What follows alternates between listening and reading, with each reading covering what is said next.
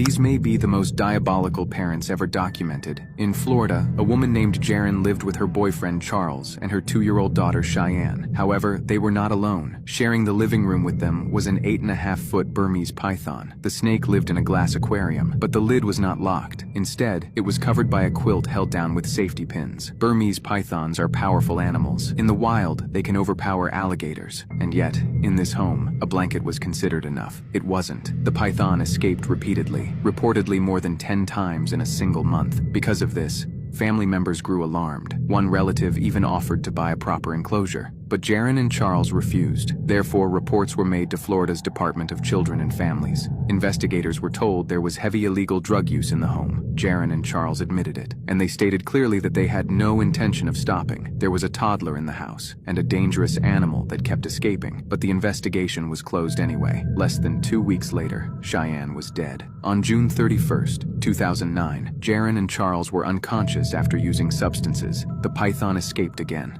This time, however, it went into the nursery. The snake entered the crib, and therefore Cheyenne never had a chance. When authorities arrived, there was no mystery, no confusion, only warnings that were ignored, and a child who should still be alive.